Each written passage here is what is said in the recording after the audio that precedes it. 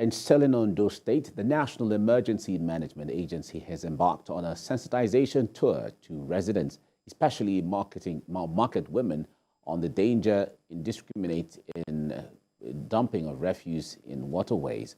The head of operation for Ondo, Osun and Ekiti, KadiriOlarewaju, led the sensitization walk around some markets in Akure. Mr. Olarewaju noted that if the drains are blocked, water would always find another route, thereby leading to flooding. He advised that when incidents of flood happen, people should stay on higher grounds away from the flooded areas.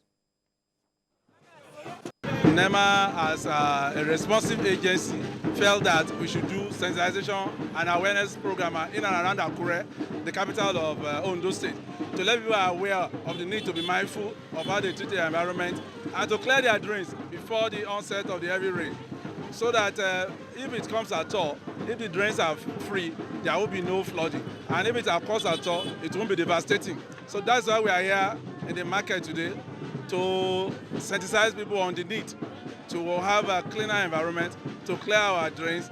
To ensure food security, the federal government says there is need for Nigerians to imbibe Operation Feed Yourself. National convener of the UN Food Systems and the director of the Federal Ministry of Finance, Budget and National Planning believes this will help end hunger and improve food security in the country. Moyo Thomas has the details. This meeting, organized by the United Nations and the Federal Ministry of Finance, Budget and National Planning for media and other stakeholders in the food value chain, is to reflect on Nigeria's food system. It is a follow-up on the 2021 UN Food System Summit, where the Secretary General tasked all countries to work towards achieving the 17 SDGs, especially on food security. Nigeria's food system has been deeply concerning for reasons ranging from harsh weather conditions to insecurity and changes in her value system, to the point President Bola Tinubu had to declare a state of emergency on food.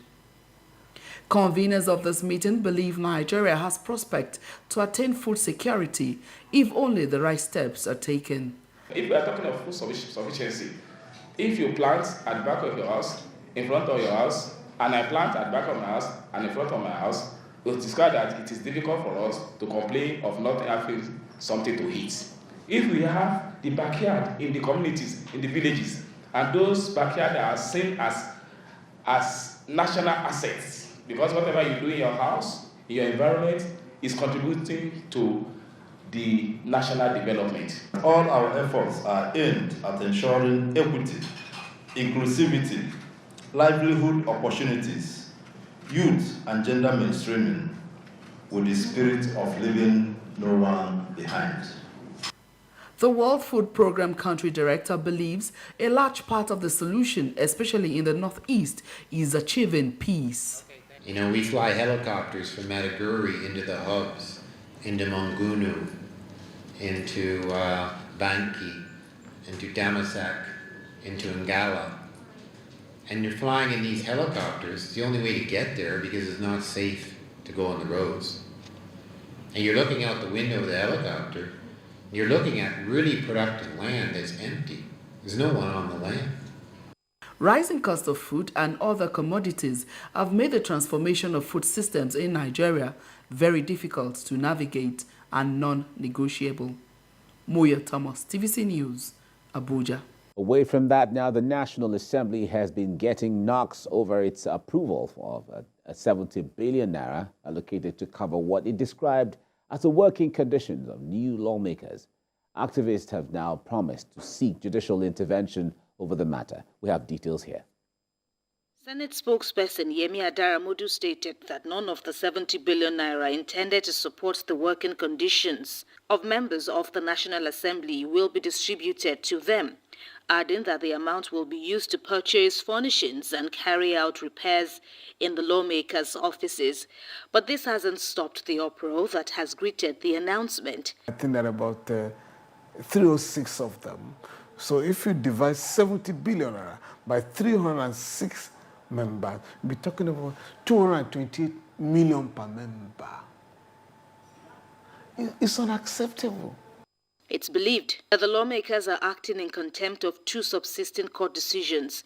In June 2021, the Federal High Court sitting in Lagos ordered the Revenue Mobilization Allocation and Fiscal Commission, RMAFC, to fix the salaries and allowances of members of the National Assembly, so as to reflect the economic realities in the country.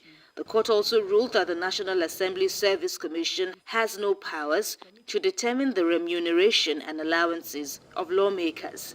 Justice Chuka Obiozo delivered the judgment in the consolidated suits brought by two lawyers, Monday Ubani and John Nwoku, as well as more than 1,500 concerned Nigerians through the Socio-Economic Rights and Accountability Project, Budget, and Enough is Enough Nigeria.